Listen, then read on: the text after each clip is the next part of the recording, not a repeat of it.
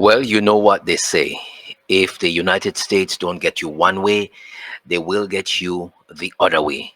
And so we are seeing a lot of things coming down the pipeline from the United States of America. We're now hearing about visa restrictions for certain Caribbean countries. The names have not yet been disseminated, as in the countries, but we've seen the news and we've seen what the United States have said, and it all goes because of the Cuban doctors. You may have seen them in your country. If you see them in your country, it means that your country could be on the list for these visa restrictions. You understand? Cuban medical doctors that you see in Caribbean countries, a lot of them come around to help uh, vulnerable Caribbean countries that don't have enough in their health system.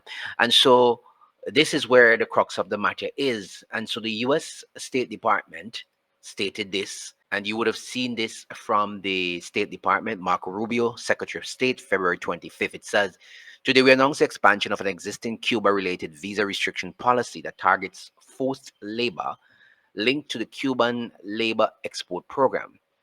This expanded policy applies to the current or former Cuban government officials and other individuals, including foreign government officials, who are believed to be responsible for or involved in the Cuban labor export program, particularly Cuba's overseas medical missions.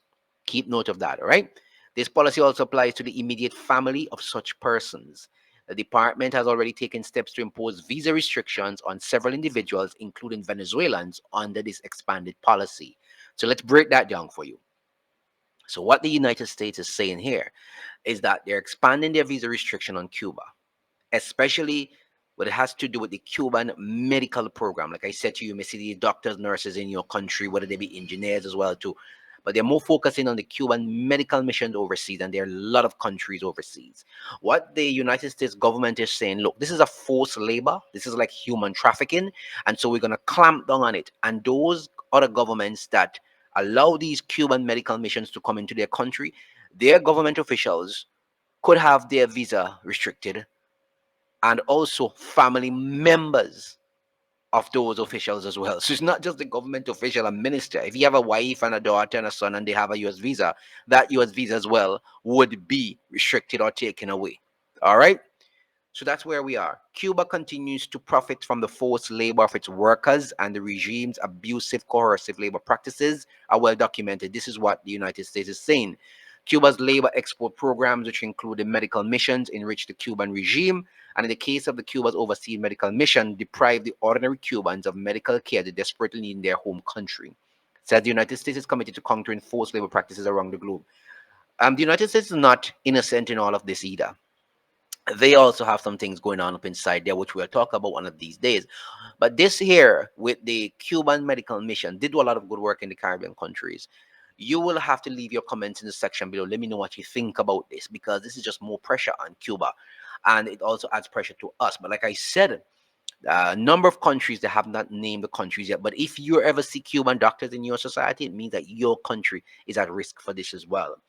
In St. Vincent, the Prime Minister Rob Gonzalez yesterday on Wednesday said the following: some persons in the US Congress have been saying, mainly Republicans, that the doctors and the nurses who come down here, and when he said here, he's talking about St. Vincent, are part of trafficking in people. I don't know how it is trafficking in persons. If you call it trafficking in persons, then it loses all meaning because we are paying them.